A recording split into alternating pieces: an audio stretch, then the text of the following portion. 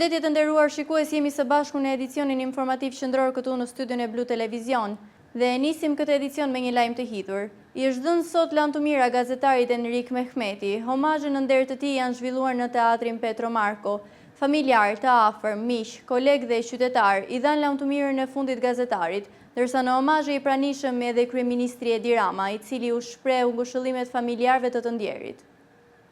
Ishte dhënë sot Lantumira gazetarit Enrik Mehmeti. Homazhet në nder të tij janë zhvilluar në teatrin Petro Marko. Familjar të afër, miq, kolegë dhe qytetar i dhanë Lantumirën e fundit gazetarit, i cili humbi jetën tragjikisht në një aksident. Në homazhe ka qenë i pranishëm dhe kryeministri Edi Rama, i cili u ka shprehur ngushëllimet familjarëve të ndjerit. Pas daljes nga ambientet e teatrit, Rama u ka shprehur gazetarëve ngushëllime për humbjen e kolegut Enrik Mehmeti.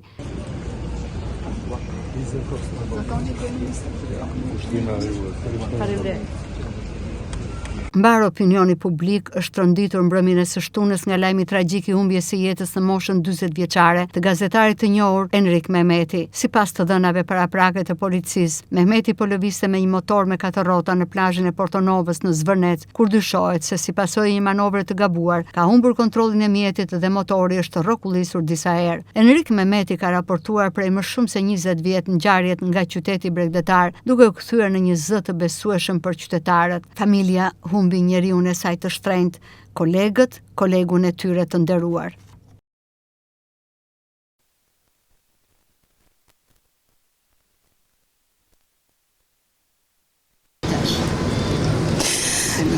Nuk e di, Vlora nuk është me njësoj pa Enrikun, kush kalonte nga ne, nuk mund t'ikte nga Vlora pa i dërgu një mesazh pa për një telefonat. E donte shumë Vlora. Ka humbur vetëm Vlora, ka humbur gjithë media, gjithë shoqëria shqiptare. Ishte një zë. Nuk e di që këta njerëz prandaj kanë ardhur sot. Çfarë them? Jeni dhe miq të vjetër. Kisha të vogël. Humbi e rëndë. E parakoshme dhe e pa nevojshme pa tjetër në planin profesional diskutohet. Ishte bashkë me gjithë juve, po ishte shtylla kryesore, po e quajmë edhe në nivel kombëtar, edhe në nivel ndërkombëtar madje. Po në planin njerëzor. Shumë e rëndë. Sot vërtet është një ditë e trisht, dhe jo vetëm për ne që kemi qenë njerëzit e timit të ngushtë, po thuaj se kam rritur. Luftoj, kam bajt shumë pesh për sipër, por në fund gjërat e di vetëm ai lart. Unë personalisht nuk e di se si do ta kaloj, se kam pasur mëngjes drek dark me vete. Por këto janë. Po ashtu dhe për qytetin, për medjen, ka bërë çmos, ka luftuar për gjithë kënd që është ofruar për ndihmë, që 14 vjeç, që 13 vjeç, është shumë ditë e keqe. Një djalë në këtë moshë, për familjen e vet, për 2 fëmijët, që po i nxjerrim shëtitje ditë e fundit, por duhet gjejmë forcën gjithë që ta kalojmë këtë. Kështu që kemi shumë fjalë për të thënë, të pret në paqe, edhe qoftë me Zotin gjithmonë. Faleminderit. Ç'të thuash, është një radhë parë një humbje madhe për familjen, duke ditur që ka dhe 2 fëmijë shumë të vegjël, madje sapo ishte bërë me djalë. Unë e kam njohur jo thjesht si gazetar, e kam njohur nga ana njerëzore. Sa herë kam kërkuar ndihmë, ka qenë aty në këmbë për mua dhe jo vetëm për mua, por për shumë artistë që kanë kërkuar ndihmë qoftë për mjete ujore, qoftë për makina, qoftë për gjetje lokacionesh. Ai ka qenë me mua mbështetje, domethënë duke ardhur edhe duke më shoqëruar në përarnie, duke fol me njerëz që njihte vetë, domethënë të marrësh nga koha jote dhe t'ja dhurosh dikujt tjetër, tregon për zemërgjersinë dhe tregon për ty si njeri, çfarë jeti si njeri, se mund ta bësh një herë, por ai e ka bërë gjithmonë. Dhe hera e fundit që unë fola me të ishte para një jave, ndodhem rastësisht në Vlorë për xhirime dhe jo më para se një javë fola me të dhe më tha nëse të duhet ta një flotë e madhe ta me skafe, me gomone, 100 ta t'i bëm vllai, ta të rreshtohen aty dhe thash do ta bëj tash një këngë dhe tani me që i dash fjalën unë kam për ta bërë. Kam për ta bërë sepse ishte biseda jone e fundit. Ngushëllime familjarve, ngushëllime gjithë miqve, gjithë atyre që morën nga Enriku, edhe gazetarisë, sepse ishte një nga djemt trima. Ngushëllime edhe të lam të mira nga Enriku. Jashtëzakonisht një ngjarje që besoj ka tronditur gjithë. Unë personalisht e kam njohur Enrikun, e kam pas një bashkëpunim shumë të thellë me të. Jo vetëm gjatë fushata, por vazhdimisht kemi ndërnjur, kemi ngrënë dreka, darka, kemi diskutuar për Vlorën, që i njohësim mirë i Vlorës, njohësim mirë i shoqërisë tu, por mbi të gjitha kishte intuit për lajmin. Dhe kapte lajmin i pari dhe parashikonte ngjarjet. Dhe realisht personaliteti i tij nuk mbeti vetëm kufit rajonal. Ai u kthye një nga ikonat e gazetarisë, jo vetëm vlonjate, por realisht kombëtare. Dhe që një figurë që i bënte nder Vlorës dhe na bënte nder gjithëve ne që e njinim. Vlora dhe familja ka humbur një djalë të mrekullueshëm. Unë uroj gjithë mirat për familjen, tiroj dashurin, ushtrim e paqen dhe ju si gazetar sepse humbët një koleg tuaj, kështu që nuk kam fjalë për të thënë. To janë vdekje tragjike që nuk ka koment. Punëtore, bashkëkohëse e Enrikut në vite në gazetari. Jam pa fjalë, Frosa, sepse është një lajm vërtet i trisht. Fakti që të humbësh jetën në këtë moshë, edhe një djalë si Enriku që u bë vetë, filloi vetë, mori telekamera në dorë që ishte fëmijë dhe u bë shtylle një shtëpie të tërë dhe zëri një qyteti të tërë.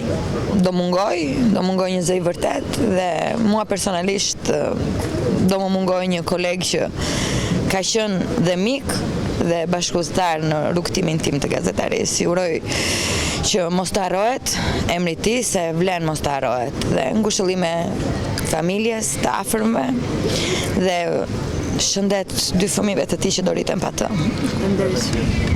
Sot është një ditë e hidhur për komunitetin e gazetarëve në Vlorë. Enrik Mehmeti, një koleg i mrekullueshëm, një gazetar që të gjithë jetën e tij në këto 40 vite ja kushtoi qytetit, do të mbetet i paharuar në zemrat e kolegëve. Një dhimbje shumë e madhe jo vetëm për Vlorën, por në veçanti për familjarët, për nënën e tij, për bashorten, për vllain dhe për 2 fëmijët e mitur. Të jeti paharuar kolegu ynë i dashur Enrik Mehmeti, do të mbetet i gjallë mes nesh. Të mështuar javën lam të mirën e Enrik Mehmeti. Shumë e vështirë në fakt të përcjellësh sot një njeri që në 40 vite të jetës vet jetoi intensivisht, jetoi me dashuri, me përkushtim dhe me një përgjegjësi shumë të lartë qytetare. Sot ju dhënë të forcë familjarëve edhe tu jap jetë të pasmëve. Ta të humbëm një nga kolegët tanë. Një ndër ato humbje që të tronditin vërtet zemrën, e në fakt na ndodhin e të gjithë kolegëve të tim me të cilën kemi patur fat të punonim, të ndanim shumë kohë edhe të njinim atë pjesë të shpirtit të tij që ndoshta pjesa tjetër e komunitetit nuk e njinte. Na ka tronditur pa fjalë. Një si Enriku për kontributin që pati si zëri fuqishëm i medias vlonjate dhe jo vetëm, ndoshta do të meritonte që t'i thoshim më shumë fjalë. Por në një moment të tillë është e vështirë. Thjesht do të mbetet i paharuar për të gjithë ne, ushtrimet më të sinqerta familjes, miqve dhe kolegëve të tij. Me dhimbjen e kolegët e tij japim lamëmirën e Enrikut sot. Enriku ishte jo vetëm një gazetar i përkushtuar, ishte një djalë shumë bullor, një mik shumë i mirë për të gjithë ne në News 24, edhe zëri i të gjithë qytetarëve të Vlorës. Ne do të na mungoj miku, kolegu, shoku, po Vlorës do t'i mungoj një zë që ishte gjithmonë aty, i pa lodhur, i përkushtuar për të gjitha hallet edhe shqetësimet që kishin qytetarët e Vlorës. Është shumë e trisht, është e pabesueshme, një gazetar i cili ka nisur karrierën shumë përpara meje, që unë e kam ndjekur, ka qenë zëri i Vlorës, duke transmetuar ngjarje nga më të ndryshmet, nga ato të lumtura deri tek më të trishtat, dhe që fatkeqësisht në mënyrë të pabesueshme bëhet lajm vetë sot. Një djalë fantastik, si persona që vizitojmë jugun e Shqipërisë, në probleme më të vogël kishim Erikun që na zgjidhte çdo gjë. Një djalë i gjendur në krah kujdo që kishte nevojë, jo vetëm si gazetar, por edhe si njeri. Ngushëllime familjes, ngushëllime komunitetit gazetarëve, ngushëllime të miqve të afërmëve të tij, sepse është një humbje e pabesueshme. Është e vështirë për mua, si gazetare e vjetër e këtij qyteti, që t'i jap lamëmirën një djali të ri, një djali që është vetëm 40 vjeç, por që mbi 2 dekada ai ka dhënë një kontribut të paçmuar në qytetin e Vlorës. Ka qenë një zë i fortë, qytetar, po ka qenë dhe një miku i nderuar.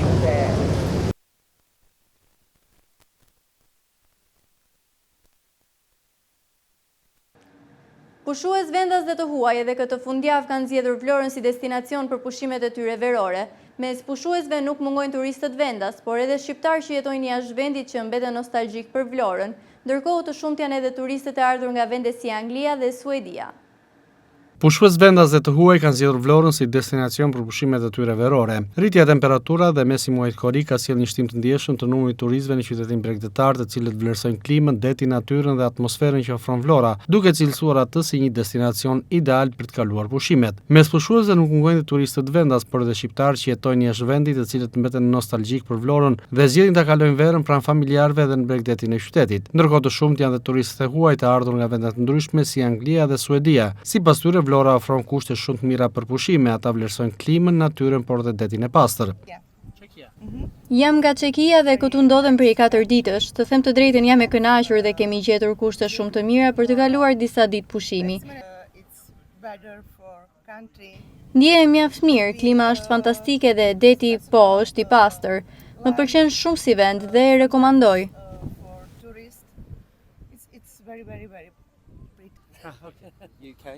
Unë jam nga Anglia, vi për herë të parë në Vlorë dhe në Shqipëri. Në fakt, kam vizituar edhe kryeqytetin tuaj që është Tirana dhe më ka pëlqyer. Ndërsa këtu është me të vërtet një vend fantastik. Vlora ofron kushte shumë të mira për të kaluar disa ditë pushimi. Kemi zgjedhur që të pushojmë për gati 5 ditë në qytetin tuaj, ndërsa nesër do të largohemi fillimisht drejt Tiranës dhe më pas drejt Anglisë.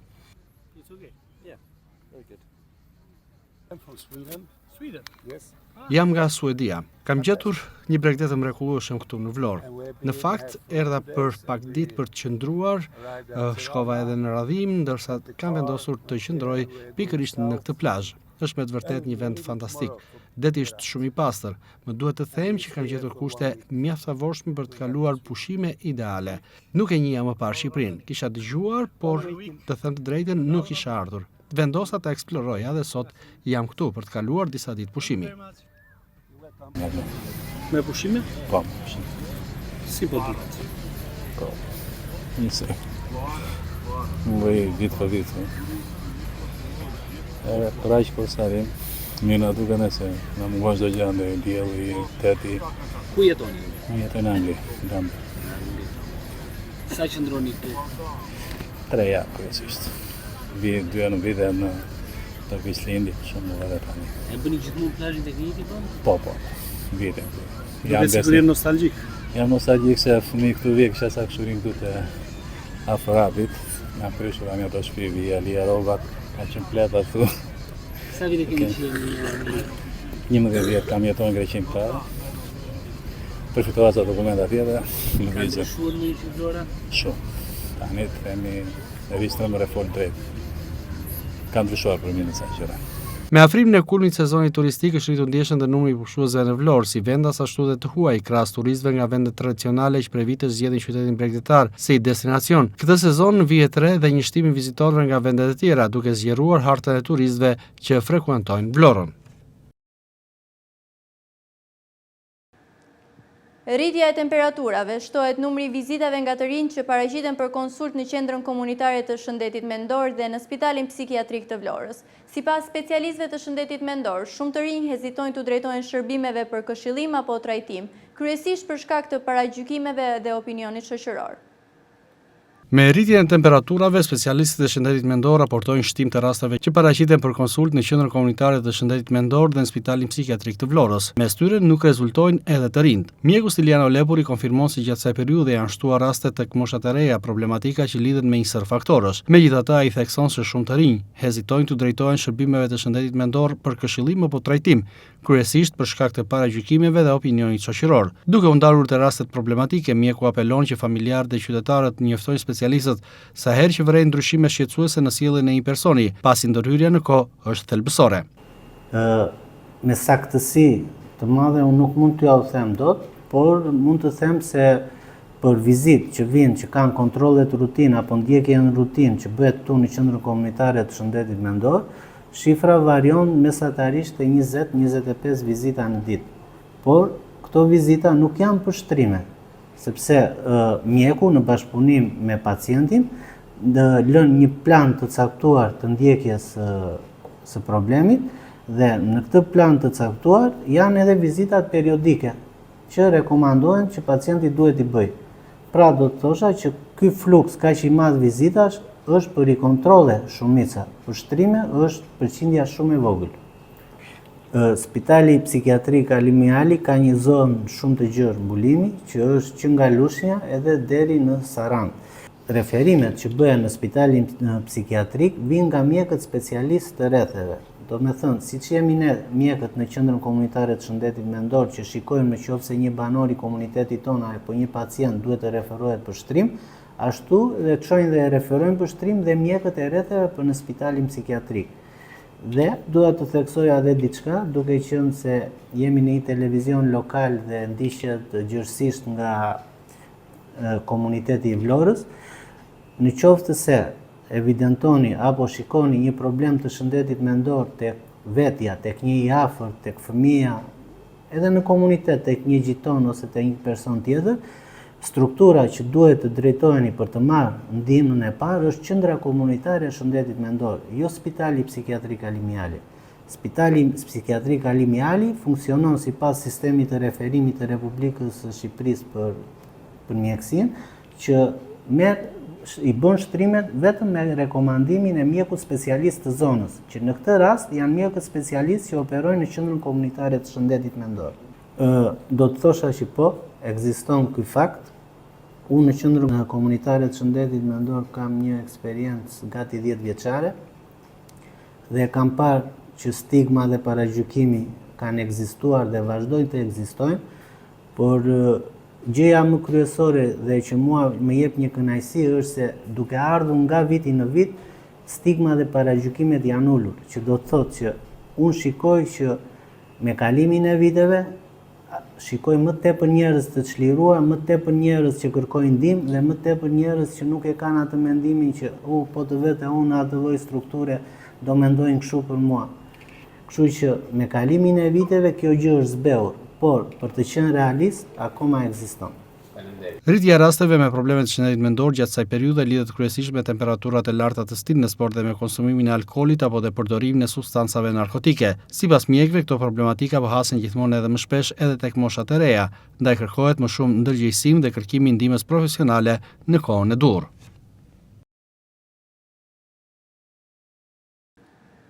Dhe ndrojmë tem zhvillimi, numri i çifteve të cilat shkojnë drejt divorcit është në rritje nga viti në vit.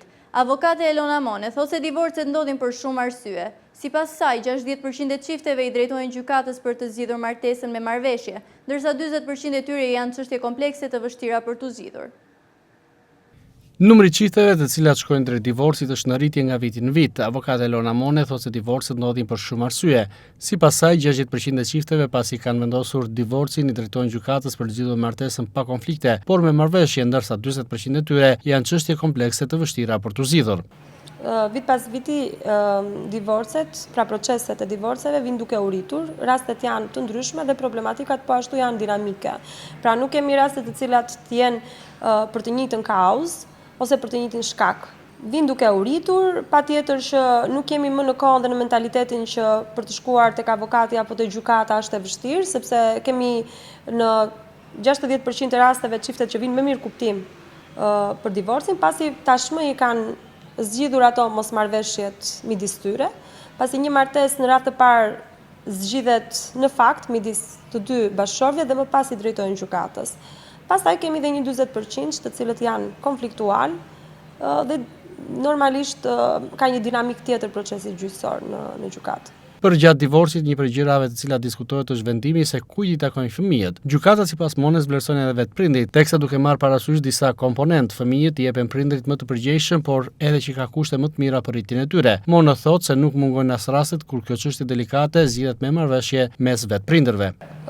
Sigurisht që shkon tek prindi më i përgjegjshëm, që do të thotë prindi më i përgjegjshëm vlerësohet nga një tërësirë thanash, nga bindja e brendshme e gjykatës, nga akti psikologjik, nga provat që paraqiten. Të dy prindrit patjetër kanë një rëndësi të barabartë tek fëmia, por për fëmijët deri në moshën 10 vjeç, nëna është një figurë themelore në jetën dhe në mirëritjen e një fëmie. Megjithatë, ne kemi pasur raste dhe nuk mund t'i mohojmë që gjithashtu babai ka luajtur një rol funksional teje të rëndësishëm në mirëqenien e fëmijës dhe gjykata ka pasur raste që ja ka lënë në kujdestari babait pikërisht për fakt të përgjegjshmërisë që ka pasur kundrejt mirëritjes së fëmijëve. Por nuk mungojnë dhe rastet që janë zgjidhur me mirëkuptim dhe me marrëveshje, me një marrëveshje notariale, të cilën më pas e ka legjitimuar gjykata me vendim gjyqësor, ku prindrit kanë rënë dakord në mënyrë të përbashkët për ushtrim e kujdestarisë dhe këto janë nga rastet më të mira, sepse një martesë kur nuk shkon nuk mundet që të mbahet më forcërisht. Kjo edhe për shkak të interesit më të lartë të fëmijës, të cilët duan një mirëqenie në familje. Avokate Elona Mone thotë se fëmijët janë ata që vojnë pasojat më negative të divorcit në momentin kur prindrit janë konfliktual. Sipas saj, dhe të divorcuar nëse ka marrëveshje dhe komunikim të dy prindrit, ata mund të ofrojnë më të mirën për fëmijët e tyre. Fëmijët i vuajnë pasojat e një divorci në momentin që prindrit vendosin që ata të vuajnë pasoja, dhe me këtë dua të them që kur prindrit janë në radhë të parë konfliktual, kur mbajnë inat apo mbledh ndaj njëri tjetrit dhe këtë e shfrytëzojnë në kuriz të fëmijëve, patjetër që do t'i vuajnë. Por në një moment që kemi një divorc i cili kryhet me marrëveshje dhe të dy bien dakord që për hir të këtyre fëmijëve të jenë së bashku në mirëritjen dhe në kujdestarinë e tyre, patjetër që fëmijët nuk duhet që t'i vuajnë këto pasoja. Në uljen e numrit të divorceve, avokata Elona Mone thotë se ndikimi mund të ketë bashkëtesa. Çiftet nuk janë të detyruar të martohen, por duke bashkëtuar e njohin më mirë njëri tjetrin përpara se të marrin vendimin e lidhjes së kurorës. Në radhë të parë nuk duhet kemi martesa ligjore, duhet funksionojë bashkëtesa. Pra, nuk ka përse çiftet kalojnë me njërin martesë, bashkëtesa është një formë shumë e mirë për të parë nëse çifti mundet që të pranojë të mirat apo të këqijat e njëri tjetrit, le të themi, vlerat dhe jo vlerat. Në radhë të dytë, duhet që martesat të ketë një komunikim dhe tolerancë çifti me njëri tjetrin, sepse nëse ka komunikim dhe tolerancë, patjetër që problematikat e vogla zgjidhen, ndërsa nëse kemi problematika të mëdha, do të thotë që kjo martesë nuk mundet të funksionojë dhe çifti nuk mundet që të bashkëjetojë më me njëri tjetrin. Një çift mund të shkojë drejt divorcit për shumë arsye, të cilat lidhen nga mosmarrveshjet mes tyre dhe deri tek shkaqjet ekonomike.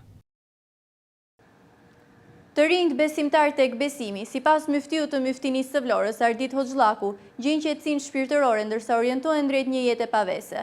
Feja i ndihmon besimtarët sipas Hoxhallakut të largojnë stresin e jetës së përditshme, duke u bërë njerëz më të mirë dhe më të lumtur.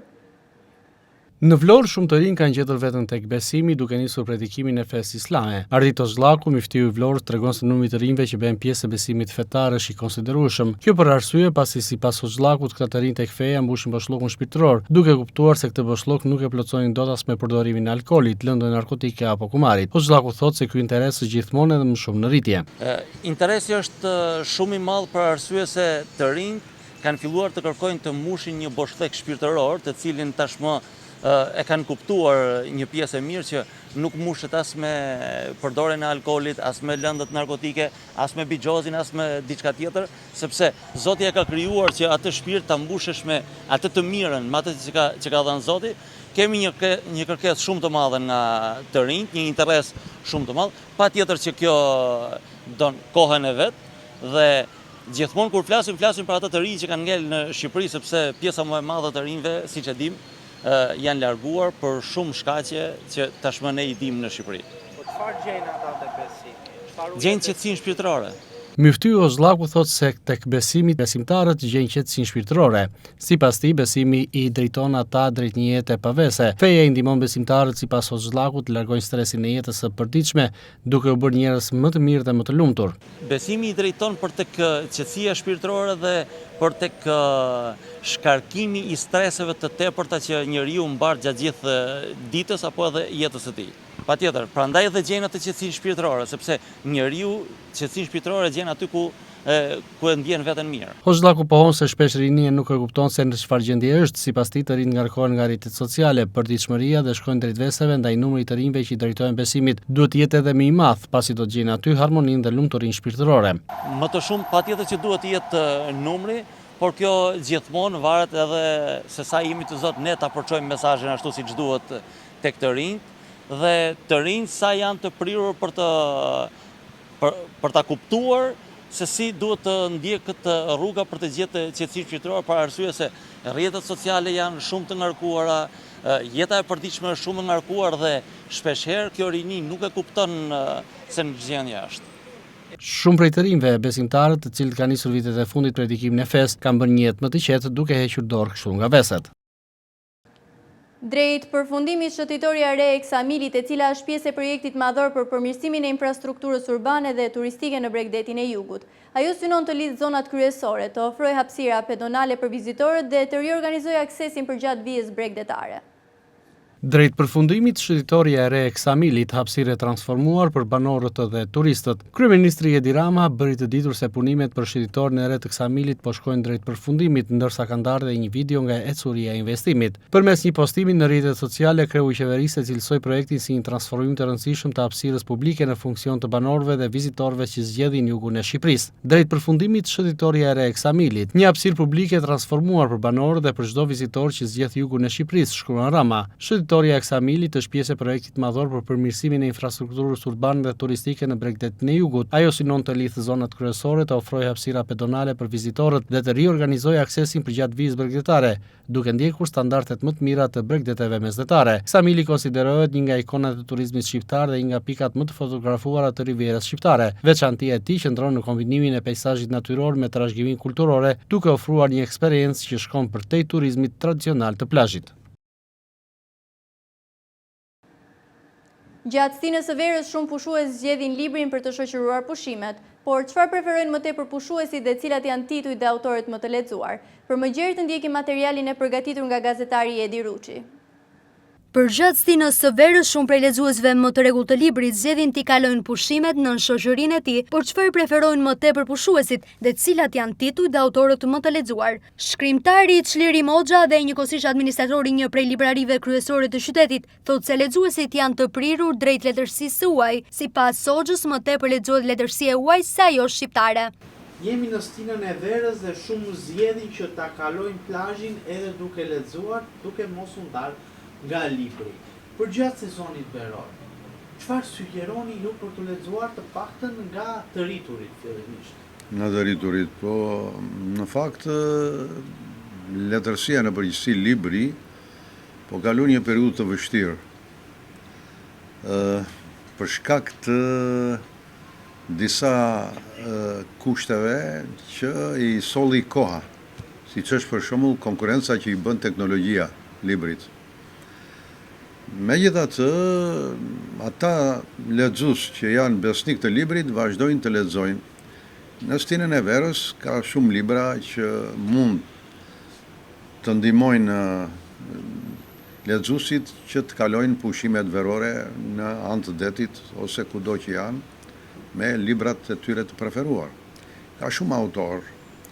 Kryesisht libraritë sot pushtohen nga letërsia e huaj dhe pak vend i lënë letërsisë shqiptare. Mirë po, letërsia shqiptare është po aq e bukur sa dhe letërsia e huaj. Sot shtëpitë botuese rendin mas emrave dhe titujve nga letërsia botërore dhe mirë bëjnë sepse ajo letërsi i ka qëndruar kohës, po edhe letërsia shqiptare është shumë letërsi e mirë dhe e denjë për të konkuruar në tregun botëror të librit, por dhe për të joshur lexuesit.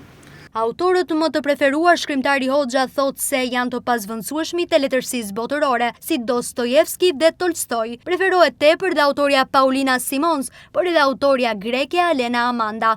Disa nga titujt më të nxehtë të verës, cilët janë ose nga autorët më të preferuar? Po, më të preferuar ka disa autorë, për shembull, kemi Dostojevskin, me librat e tij të famshëm, siç është Krim dhe ndëshkim, Idioti, apo Vëllezri Karamazov. Janë librat që lexohen, ose kemi autorë të tjerë, siç është Tolstoj, Ana Karenina e Tolstojit, apo librat të tjerë Paulina Simpson, që ka Kalor si bronzë, ka disa një seri librash që mund të lexohen, po ka dhe libra që janë më, siç është kjo autoria greke, shkrimtarja greka Lena Amanda, shpisbotuese Toena, që ka një sër librash që ne i kemi në librarinë tonë. Gjithashtu kemi dhe shumë libra psikologjik të botuar nga disa shtëpi botuese, siç mund të përmend shtëpi botuese Onufri, cila është e specializuar për këto botime, apo Argeta, që janë këto që sjellin libra që janë shumë të lexuar në stinën e verës. Çliri Moxha thot se fëmijët në vegjëli preferojnë më tepër librat të cilat janë me figura, ndërsa kur nisin të lexojnë, zhanri më i preferuar është pralla. Autori i preferuar sigurisht që mbetet Jules Verne. Hoxha thot se të reqës janë dhe librat me pralla e tregimet të autorëve shqiptar dhe atyre vlonjat.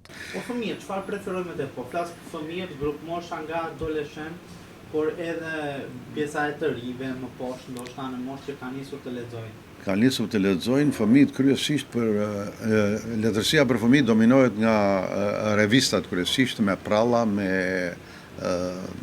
ngjyrosje. Pastaj vinë fëmijët që kanë mbaruar klasën e parë, ka libra me pralla, janë këta klasikët e Jules Vernit, janë shumë të lexuar dhe ka edhe libra të tjerë që janë të reqin kuriozitetin e fëmijëve. Janë të mbushur me pralla, po ka dhe me figura, me ilustrime. Por ka dhe të autorëve të shqiptar, siç janë për shembull, kemi dy vlonjate, siç është Eva Gavani, që ka disa revista me pralla për fëmijë, apo shpresa Fundo Gjergji. Fundo që edhe ajo ka sjellë libra për fëmijë. Pra janë autor vlonjat. Sipas shkrimtarit Hoxha, për sa i përket letërsisë shqipe, pa diskutim që autori më i preferuar është Ismail Kadare, por nuk mungojnë as autorët si Fatos Kongoli dhe Diana Çuli. Jo vetëm për fëmijë, po them në të gjitha pjesë të kush janë disa nga veprat ose autorët që preferojnë më tepër, megjithëse ti the që interesi është më i ulës se letërsia e huaj. Po, gjithmonë ngelet Kadareja, më i preferuari nga autorët shqiptar, i cili vazhdon të lexohet dhe të riqet në çdo kohë dhe në çdo moshë. Unë jam në Lungomare, kam disa ditë kam dalë atje me librat e mi edhe me librat nga libraria që kam këtu, por e shoh që Kadareja është gjithmonë i preferuar i lexuesve, që domethënë atyre që vinë nga Kosova ose nga diaspora. Po ka dhe autorë të tjerë, unë kam dhe librat e mi, por ka dhe autorë të tjerë që janë të preferuar, si që është Fatos Kongoli, për shumë një autor shqiptar, shumë i lexuar. Diana Çuli gjithashtu, është gjithashtu edhe, ka dhe autorë të tjerë, domethënë shqiptar, që janë të preferuar për lexuesit. Pavarësisht konkurrencës jo të drejtë që vitet e fundit teknologjia po i bën librit, shumë prej besnikëve nuk kanë hequr dorë nga libri. Policia shton kontrollet për evidentimin dhe ndëshkimin e rasteve të ndotjes akustike. Ministri i Brendshëm Besfort Lamallari, përmes një reagimi në rrjetet sociale, theksoi se zhurmat e larta nuk mund të konsiderohen argëtim, kur kthehen në shqetësim për banorët dhe turistët që zgjedhin zonat bregdetare për pushime. Policia e shtetit do të shtojë kontrollet në të gjithë territorin për evidentimin dhe ndëshkimin e rasteve të ndotjes akustike, duke synuar garantimin e qetësisë publike gjatë sezonit turistik. Ministri Brendshëm Besfort Lamallari, përmes një reagimi në rrjetet sociale, theksoi se zhurma e lartë nuk mund të konsiderohet argëtim, kur kthehet në shqetësim për banorët dhe turistët që zgjedhin zonat bregdetare për pushime. Kë gënjen mendja se mund të bëjë çdo doj me muzikën në Kup të Qellit, duke shqetësuar komunitetin dhe turistët, ka qytetar kundër dhe vizitorët me uniform tek dera e lokalit. Inkurajoj qytetarët të telefonojnë 129 për të raportuar çdo shqetësim të tillë, tha Lamallari.